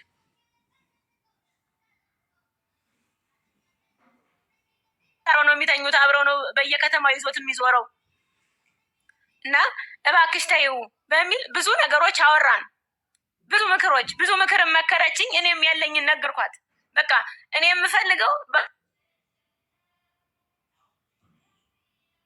መሀል ቤት አለ፣ ቤተሰብ አለ፣ ፍቅር አለ፣ ልጆች ይታነጻሉ፣ ያድጋሉ። ልጆቼ በየቀኑ ኬክ መብላት እየቻሉ ዳቦ እንዳያርባቸው እባክሽ ተይው ብዬ በብዙ እንትኖች አወራው። እንደሆነ በዛው ተዘጋ። እሱም አልደወለም። የተወሰነ ጊዜ በባንክ አካውንቴ ብር ይልክልኛል። ማለትም 1000 ብር 500 ብር ከዛ ያልዘለለ ማለት ነው። እና ይሄ ከሆነ በኋላ ሁለቴ ተደዋውለን በዚህ መልኩ ከተነጋገርን በኋላ ክፍለ ሀገር ሄድኩኝ። የክፍለ ሀገር ያለውን ልጄን ለማየት ማለት ነው። እና እህቱ አለች የመጀመሪያ ልጄን የምታሳድገው በጣም የተባረከች ለልጄ እናት የሆነች በምንም መልኩ ስሟን ስጠራው የሚከብደኝ ባለዳ ስለሆንኩ ማለት ነው። እና የማን ልጅ ይዘሽ እንደመጣሽ አናውቅም አለች። ምክንያቱም እሱ አብረን እንደምንኖርና ልጁ የእሱ እንደሆነ አልነገራቸውም። ቤተሰቦቹ በጣም ነው የሚወዱኝ፣ በጣም ነው የሚያከብሩኝ። የዳቦ ስሜ እንኳን እጥፈ ወርቅ ነው። የሚገርምሽ እጥፈ ወርቅ ብለው ነው የዳቦ ስም ያወጡልኝ። ለምን እነሱ ጋር ሲሄድ እንደ ቤታቸው፣ እንደ ክፍለ ሀገሩ፣ እንደ ኑሯቸው ወልጄም እዛ ስተኛ እዛ የመጀመሪያ ልጅ እዛ እነሱ ጋር የወለድኩት በቃ እንደ ሀገሩ መስዬ ነው ታፍሬ ተከብሬ ስሜን አስጠርቼ የመጣሁት። ምንም አይነት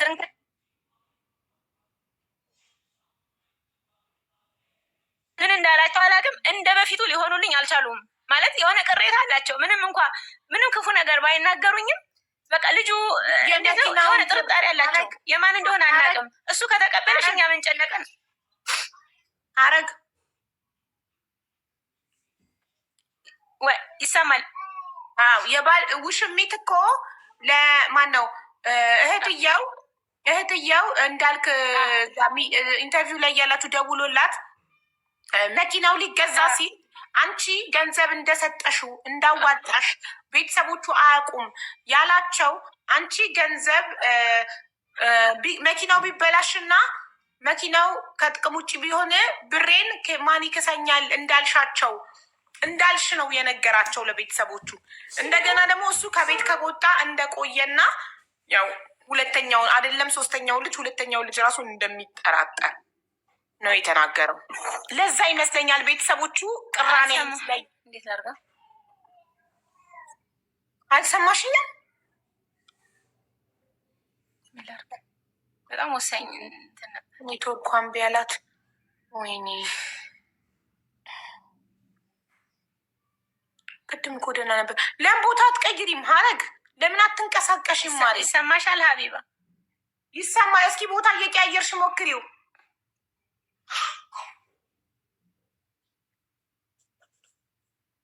ጭራሽ አልሰማትም እኮ ሀረግ ቦታ እየቀያየርሽ ሞክሪው ነው ያልኩሽማ።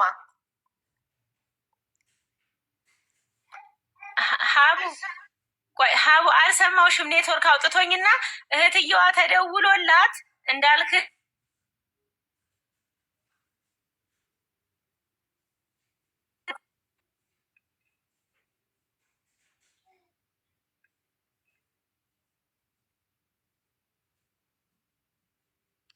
ብትንቀሳቀስ በጨለማ ወደ ትሄዳለች። አንዷ ኮመንት ላይ ማሪ እዛው ቤት ውስጥ ሆና ቦታ መቀያየር እንዲመዞር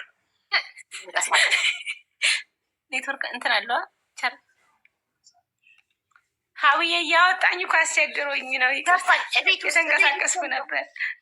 ቤት ውስጥ ተንቀሳቀሽ። አንዷ ኮመንት ላይ በጨለማ ወደ ትሄዳለች። እንደዚህ አንዳንዴ ዝም ብሎ እንትን የሚል አይባል። ኧረ ምን ሆኖ ነው ኔትወርክ? አይዞሽ ችግር የለም እንታገስሻለን። ወደ ገጠራማ ቦታ ነው የሚኖሩት አሁን ሰው ማለት ነው። በዚህ ባሉ ላይ ደግሞ ይሄ በጣም ወሳኝ ነበረ። ቤተሰቦቹ ራሱ ማወቅ ያለባቸው ታሪክ ስለ አሁን እኮ ይሰማል። ሀረግ ቀጢ ይሰማል። ቀጢ ሀረግ እየሰማንሽ ነውማ። እሷ ተጨንቃለች። እኛ ማነት ታክሰን ማናዳምጣት መስሏት እኔ ነግሬያታለሁኝ ዋትሳፕ ላይ ታግሰን እንደምናዳምጣት ኔትወርኳ ችግር እንደሆነ።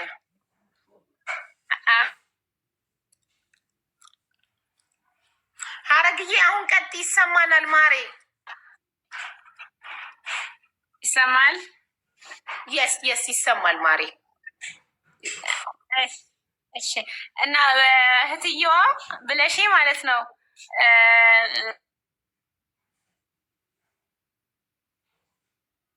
እህትየው ጋር እንዳልክ ደውሎ አንቺ እኔ ፍቅሮች ሀቡን አካውንት ፎሎ አድርጉ አውሮላችሁ ኮመንት ላይ ድምፅ እየሆኑ ነው ለእኔ አካውንት። ቴንኪዩ ማይ ላቭስ ቴንኪዩ ፎር ዘ ላቭ የኔ ውዶች።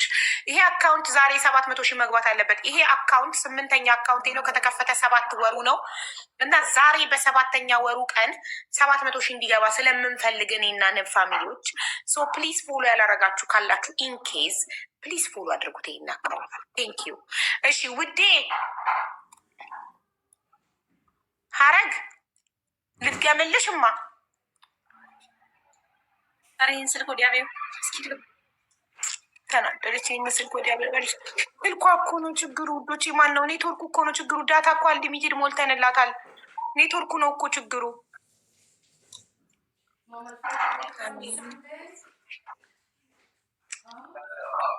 አሁን ይሰማል ሀረግዬ? አሁን እየተሰማኝ ነው። አሁን ይሰማኛል። በጣም ጥሩ።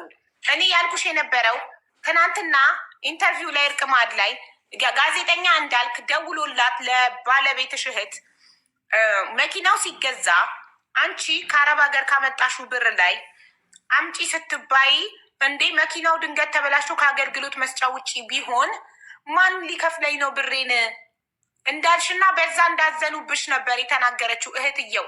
አንቺ መኪናው ሲገዛ ብር እንደሰጠሽ ቤተሰብ አያውቅም፣ ሚስጥር ነው። ለምን በሚስጥር አደረግሽው? ለምን ቤተሰቦቼ እንዲያውቁ አልፈልግም ሲልሽ ለምን እሺ ያልሽ? ለምን ነው ማወቅ አለባቸው እንደምሰጥክ ለምን አላልሽም? ቴንኪዩ ሂጂበት። አሁንም አልሰማውም ካለች በጣም ነው ማዝነው፣ ልቤ ይወርዳል። ቅድም ከከድር ደላላ ከድር ጋር ስጨቃጨቅ ልቤ ወርዶ ነበር። አሁንም አልሰማውም እንዳትለኝ ብቻ አረግዬ፣ ሁሉ ለፍቻ አልሰማውም እንዳትኝ ብቻ እናቴ። እኛ ውሽሚት ስሟ ታውቋል። አሁን ዘይነብ ነው ስሟ፣ አልተጠቀሰም ነበር ሚዲያው ላይ። ፊቷ ተሸፍኖ ነበር። አሁን ፊቷን አግኝተናል፣ ግን ከሩቅ ስለሆነ ሌላ ከቅርብ እንፈልጋለን ፎቶዋን፣ ፊቷ በደንብ የሚታይበት። ውሽሚት መታ ሀረግን ይቅርታ መጠየቅ አለባት። ያ ሁሉ ክብሯን ሚዲያ ላይ ለነካችሁ ይቅርታ፣ ሚስጥርሽን ስላወጣው ክብርሽን ስለነካው ብላ ዘይነብ መታ ሀረግን ይቅርታ መጠየቅ አለባት። እስከምትጠይቅ እንፋታት። እንዲሁም ጋዜጠኛ እንዳልክ ቁጭ አድርገህ ሚዲያክ ላይ እንደዚህ ስላስረገጥካት ክብሯን ስላስነካሃት ይቅርታ ልትጠይቃት ይገባል። አሁን ይሰማል? ሀቡ ይሰማል? አዎ ጥያቄን ሰምተሽኛል ያልኩሽን? ሰምቼሻለሁ ጥያቄሽን። ይኸውልሽ ትልቁ ጸባችን ማለት ነው ቤተሰቦች ሳያውቁ ብር ስጪ ነበረ። እኔ ደግሞ ብር ማለት ነው ከየትም አልነበረኝም። ያንን ቤት ወይ ሽጬ፣ ምክንያቱም 1 ብር 2 ብር 3 ብር አይደለም እሱ የሚፈልገው ሺዎችና መቶ ሺዎች ነው የሚፈልገው ለመኪናው መጨመሪያ ማለት ነው። ያ ብር ወይ ቤቱ ላይ ተበድሬበት ነው ወይ ሽጬው ነው። የተቀመጥንበትን ነው የልጅነት ቅርሴን ነው የአረብ ሀገር ስንት የተንከራተትኩበትን እነ እንዳልክ በእነሱ ትግል ነው ከሌላ ችግር ራሱ የወጣሁት። እና በቃ እኔ በጣም የማከብረውና የምወደው ታሪኩን ብዙ ያለፍኩበት ቤት ነበር ያ ቤት። ያም ሆኖ ግን በሚለው ሄጄ ለባንክ አስያዝኩት። ግን መሬት ነው እንጂ ቤት ስላልሆነ ባንኮቹ ቶሎ ሊሰጡኝ አልቻሉም። በዛ ነው ቤተሰብ ሳያውቅ ብር እንድሰጠው ነበረ። በዛ መሀል በፊት አረብ ሀገር የምሰራባት ሴትዮ ነበረች። በፊት ሶሪያ ሀገር እሰራባታለሁ፣ ዲያና ትባላለች። እና ማማ እንደዚህ ሆኛለሁ ምን ይሻለኛል ስላት የሚገርምሽ ለቤት ማያ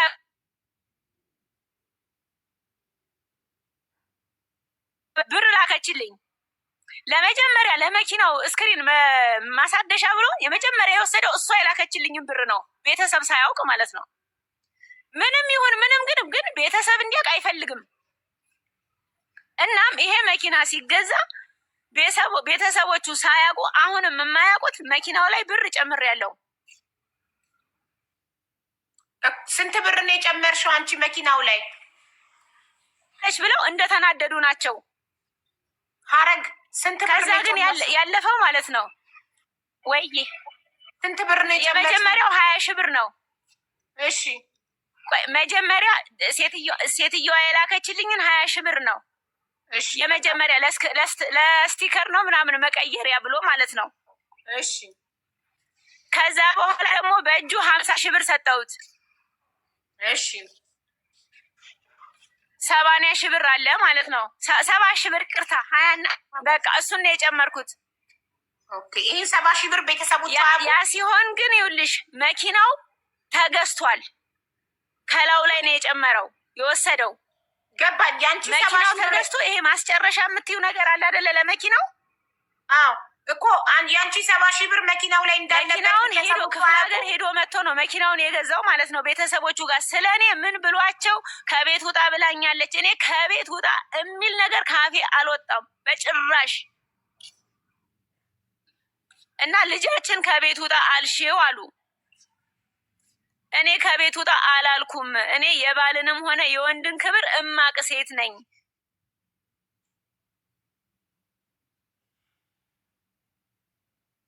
የ20 ሺህ ብሩ ትራንስፈር ይኸውልሽ፣ የ20 ሺህ አያውቁም በጭራሽ። አልተናገርኩም እሱ ካልነገራቸው።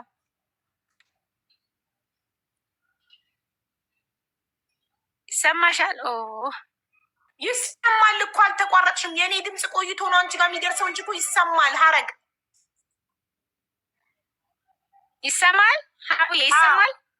አዎ ጌታ ሆይ አረ ኮመንት ላይ ይሰማል ብላችሁ ጻፉላት። በማየሙት የኔ ድምፅ ሩቆ ቆይቶ ነው የሚደርሳት። ኔትወርኳ የምትኖረው ገጠራማ አካባቢ ስለሆነ ኔትወርኳ ወደ ከተማ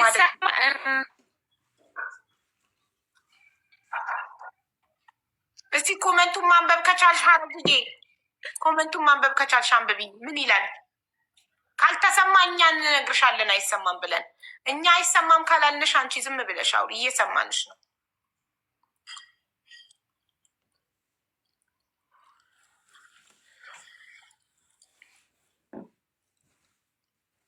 ተሰቃየች። እኛም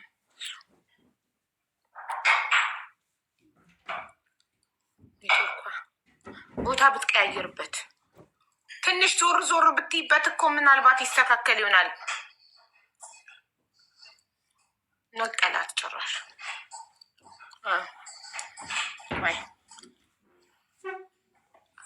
አያችሁ፣ ሰበብ ስለፈለገ ውሽሚት ዘይነብን ስለጠበሰ ሰበብ ስለፈለገ ከቤት ውጣ ሳትለው ቤቱ የእሷ ስለሆነ ውጣ ሳትለው ለቤተሰቦቹ እንዲጠሏት ሄዶ ከቤት አባረረችኝ አሉ። ኦፍኮርስ ቤተሰቦቹ አይፈረድባቸውም፣ ልጃቸው ነው። ልጃቸውን ከቤት ካባረረች ኦፍኮርስ የትኛውን ቤተሰብ ይቀየማል?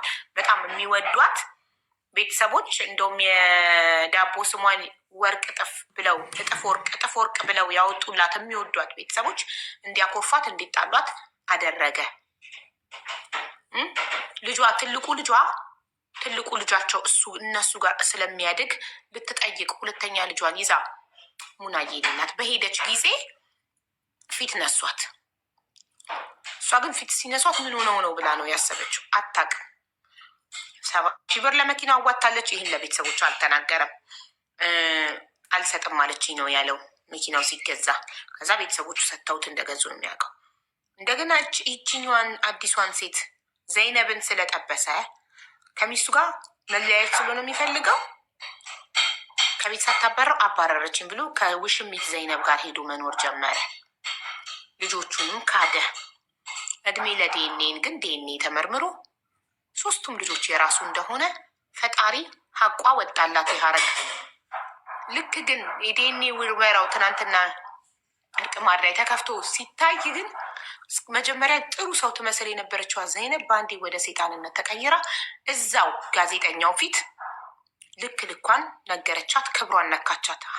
ሀረግ ግን ምንም ሳትመልስ ዝም ብላ ነው እንትን ያለችው። ዝርክርክ ነሽ፣ ራስሽን አጣብቂም፣ ባልሽ አይፈልግሽም፣ ወደ እኔ የመጣው እኔ ከአንቺ የተሻልኩ ስለሆንኩ ነው፣ አንቺ ንጽህና ስለሌለሽ ነው፣ አንቺ ራስሽን ስለማጣብቂ ነው እና ከ3 ልጅ ጋር እንዴት ላድርግ ስትላት እኔም 2 ልጅ አለኝ ዩሲ ከመጀመሪያው ትዳሯ የ2 ልጆች እናት ናት ዘይነብ። እኔም 2 ልጅ አለኝ ግን እንዴት ራሴ እንደምጠብቅ አለቻት። እሱ አይፈልግሽም፣ ልንገርሻ፣ እኔን ወክሎ እዚህ ጋር ልኮኛል። እዚህ ጋር የመጣሁት እንደማይፈልግሽ ልነግርሽ ነው። አይፈልግሽም ጥላሁን ብላ ካሽ ነው ፊት ለፊቷ የሰጠቻት። ጋዜጠኛው እየሰማ ከሳምንት በፊት ደውሎልኝ መጥተን ተገናኝተን አድርገን የታክሲ 1,000 ብር ሰጥቶ ሸኘኝ ብለሽ በስልክ ነግረሽኛል ብላ በስልክ የነገረቻት ሚስጥሯ ሀረግን ያዋረደች መስሏት ሚዲያ ላይ ወጥታ ተናገረች። ግን ይሄ ውርደት አይደለም ለሀረግ። ለምን የልጆቿ የሰው ልጆቿ አባት ባሏ ነው ሚስት ሆና ከባሏ ጋር ማተኛለች እንዴ? ራስሽን በ1,000 ብር ሸጥሽለት አለቻት። የትራንስፖርት ታክሲ መመለሻ 1,000 ብር ሰጣት እንጂ ባሏ ነው። የትኛውም ሚስት ከባሏ ጋር ትተኛለች። ሀረግን ዝቅ ያደረገች እሷን ያዋረደች መስሏት እራሷ ናት ግን ባለጌ የተዋረደችው። ሲጀምር ስራዋ ትክክል ነው ብላ በራሷ ብትተማመን አትደበቅም ነበር። ፊቷ አይደበቅም ነበር። ለሚዲያው ፊቷን እንዳይታይ እንዲያደርግላት አትጠይቅም ነበረ። ስሟንም አልተናገረችም። ስሟን አግኝተነዋል፣ ዘይነብ ነው። ፎቶዋን ደግሞ እናገኘዋለን።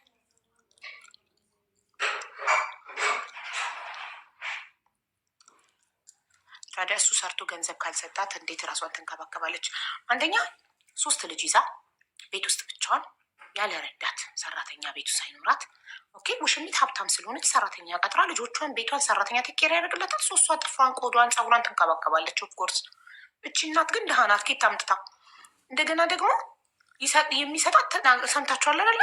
ትራንስፈር የሚያደርግላት 1,500 ብር 1,000 በኢትዮጵያ ኑሮ በሳምንት 1,000 ወይ በ15 ቀን 1,000 እና 1,500 በኢትዮጵያ ኑሮ ምን ለሶስት ልጅ ምን ይገዛል? ምን ያደርጋል? እኔ እኮ አሁን ቅርብ ጊዜ ሀገር ሄጄ አይቼዋለሁ። እናቴን እኮ ነው። በአሁኑ ሰዓት እኮ 1,000 ብር እኮ ማስቲካ መግዣ ናት እኮ ኢትዮጵያ ውስጥ። ብሩ እኮ ወድቋል እኮ የለም እኮ 1,000 ብር እኮ ምንም አይገዛም። ሶስት ልጅ ለያዘች እናት 1,000 ብር እና 1,500 ብር ምንድን ነው የሚገዛላት? ምንድን ነው የሚያደርግላት?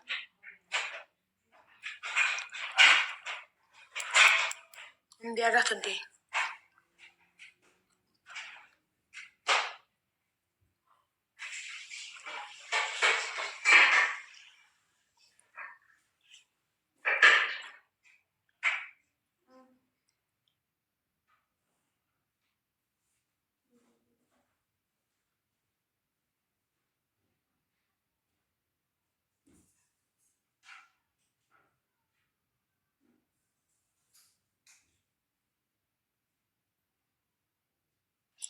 ወጥቷት እኮ እኔ ስልኳን እቀበልና ፎቶ እጄ ሲገባ ስልኳን እቀበልና የዘይነብን ፎቶ አልኬላት ፎቶ እጃችን ላይ እንዳለና መታ ሀረግን ይቅርታ እንድትጠይቃት ትጠይቃታለሁ።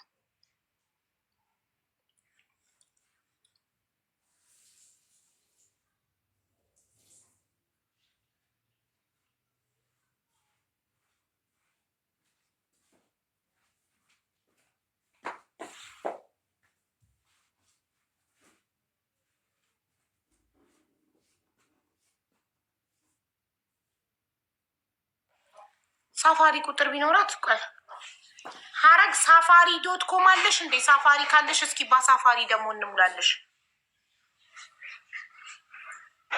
ፈገግታዋ በራሱ በጣም ተሳዝናች። በጣም ትሁት ናት። ደግሞ ፍቅረኛ ይላት ፍቅረኛ ብሎ የፍቅረኛ ክብር ይሰጣታል ጋዜጠኛው። ውሽሚት እያለ ነበር እሷን ማናገር የነበረበት ፍቅረኛ ሳይሆን። ፍቅረኛ እኮ ባል ሲንግል ለሆን ከሆነ ወንድ ጋር ሲንግል ሰው ነው ፍቅረኛ የሚባባለው እንጂ ከባለትዳር ጋር አብራ የምትሆን ሴት ስሟ ፍቅረኛ ሳይሆን ውሽማ ነው አይደል ጋይስ? ከባለትዳር ወንድ ጋር አብራ ያለች ሴት ፍቅረኛ ትባላለች። ፍቅረኛ የምትባለው ከሲንግል ወንድ ጋር ግንኙነት የምትመሰረት ሪሌሽንሽፕ ውስጥ የምትገባ ሴት ፍቅረኛሞች ይባላሉ አይደል?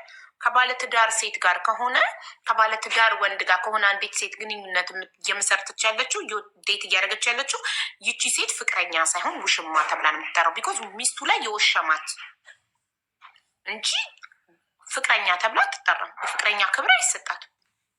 ውሽማ ነው የምትባለው። ቆይ እያስተካከለች ነው ሀረግ።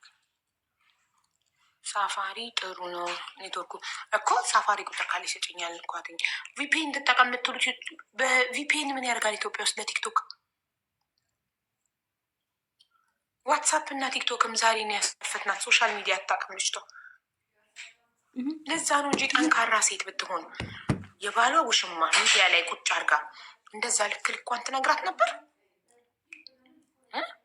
ስታስቡት ሚዲያ ተጠቃሚ ጠንካራ ሰው ብትሆን ኖሮ ሀረግ ዘይነብ ባሏን የቀማቻት አንሷት ለልጆቹ ልብስ እኔ ነኝ የምገዛው። እሷ እዛ ጋር ተቀምጣ ልጆቿን ማለብስላት እኔ ነኝ።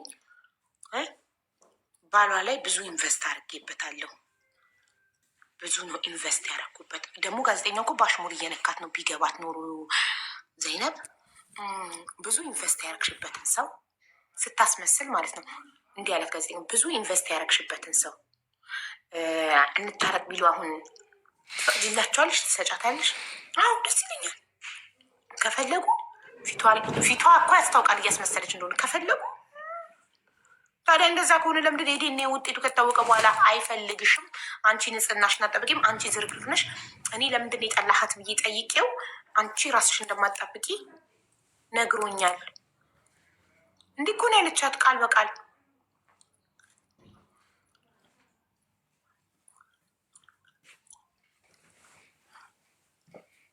ጋዜጠኛውም ይቅርታ መጠየቅ አለበት። ሀረግን ስለፈቀደ ዘይነብ እዛ ጋር በሱ ቢሮ ውስጥ እሱ ሚዲያ ላይ ቁጭ ብላ ዲስሪስፔክት እንድታደርጋት ስለፈቀደ እንዳለ ኮመንቱን አጥለቅልቀነዋል።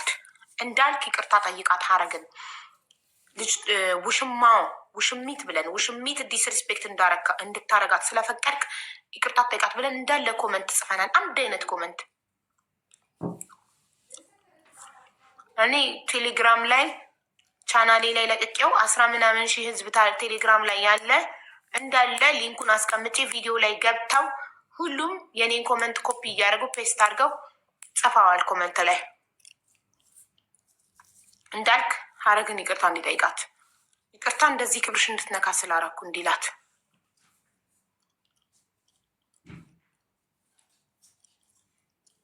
ዘይነባን ደግሞ እዛ ላይ አልቀርብም ካለች እኛ ፎቶዋን እዚህ መጥታ ወይ ይቅርታ እንጠይቃታለን። እንዲህ ካለች ፎቶዋን እንለጥፍላታለን። እሷ ፊቷ እንዳይታያ ነበር እዛ ላይ ያሸፈነችው፣ እኛ እንለጥፍላታለን። ቲክቶክ ላይ እናጠቀልቅላታለን።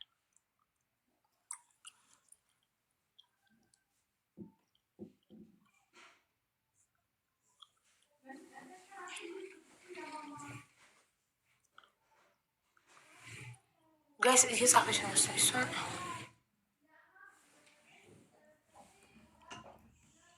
አቡዬን የአዲስ አበባ ነኝ እኔ ጋር ላምጣትና ኖ አሁንማ መሽቷል። ሜቢ ነገ እንጂ አሁን መሽቷል።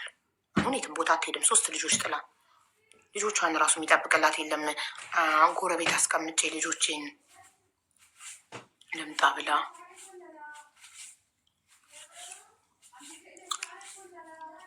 ይባትሺ ሞዴሬተሮች ኮመንት ላይ ፈልጓት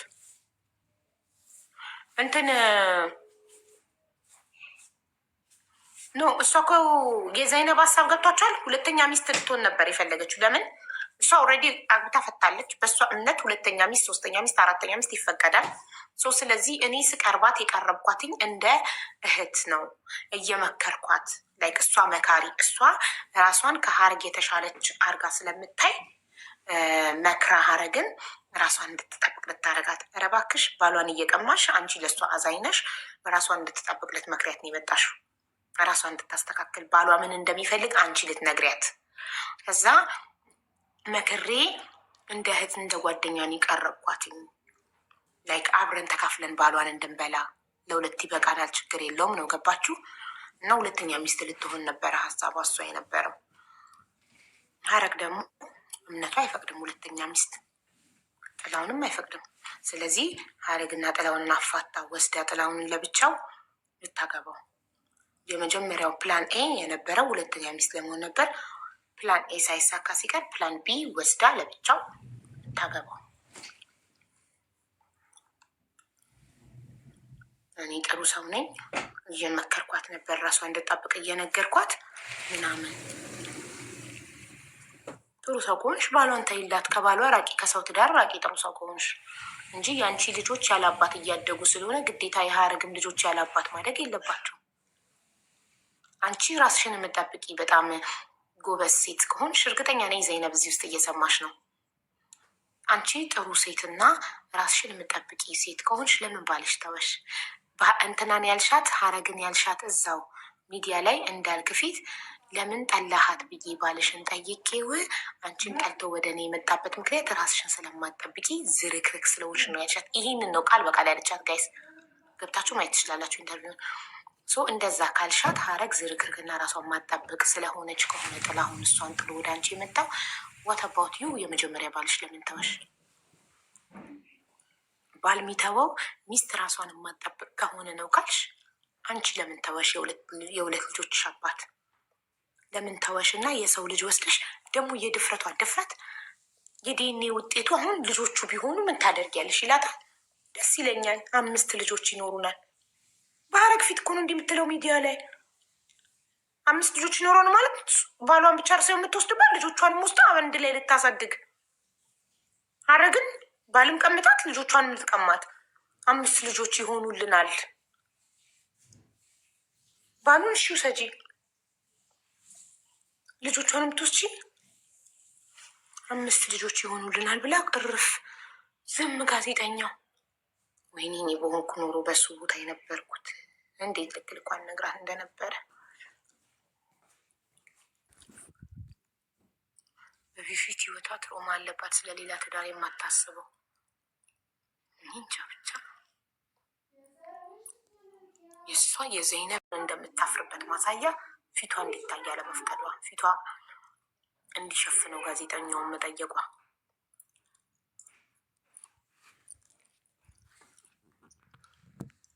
ጋዜጠኛ በጣም አይታያበቃ ፊቷ ስለማይታይ ነው እንደ ልቧ ያወራችው። ውሽሚት ወረዳ እኔ ትናንት ብያለሁ። ፊቷ ስለማይታይ ነው። ፊቱ የሚታይ ሰው ደፍሮ ሚዲያ ላይ ወጡ ሌላን ሴት እንደዚህ በጋዜጠኛው ፊት ዲስሪስፔክት። እሺ እሷ ፊቷ ስለማይታይ ደፍራ ነው። ጋዜጠኛው ምን ነክቶት ነው? ምን ነክቶት ነው ዝም ያላት? እንደዛ አጸያፊ ነገሮች ስትናገራት ለባልሽ ራስሽን በ1,000 ብር ሸጥሽለት፣ ለሴትነትሽ ክብር ይኑርሽ ምናምን። በጣም ነው እኔ ትናንትና ነርቨስ የሆንኩት ስሰማት። ሀረግ ቮይስ እየላከች ነው።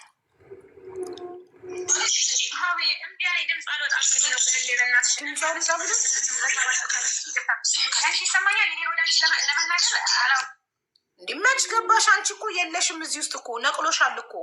ቲክቶክ እንደ አዲስ ነው እኮ አሁን መግባት ያለብሽ። አንቺ እኮ የለሽም።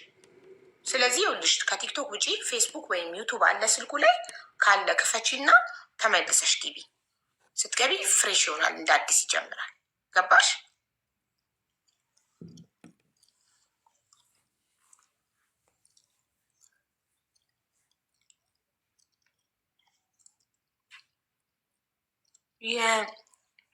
ገስት ላይ ስቲል ያለች መስሏት ነበር መሰለኝ። ኒቃቢስት አይደለችም ጋይስ። ፊቷን የምትሸፈን ሰው አይደለችም። ጀስት ፊቷን አንዳንድ ሰዎች ፊታቸው እንዳይታይ ሳይፈልጉ ሲቀሩ ምንድን ነው የሚደረገው? ብለሪ ነው ምናምን እንዳይታይ ብሽ እንደዛ ነው ያደረግላት ጋዜጠኛው። እንዳትታይ ይፈልጋል።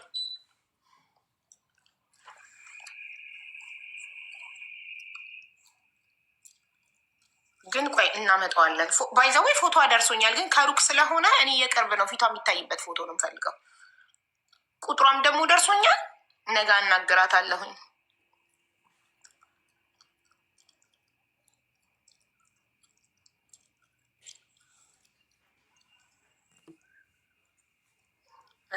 አሁን እየመጣች ነው። አበባ ስለሌላት ቁጥር ነው የምጽፈው። እሺ ውዶች ያስገቧት።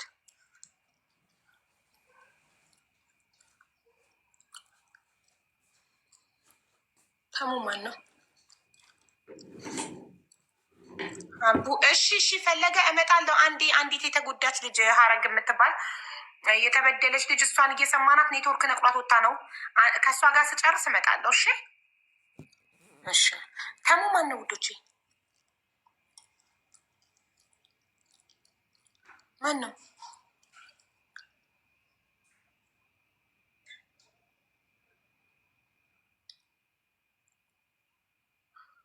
ቆይ ስቶን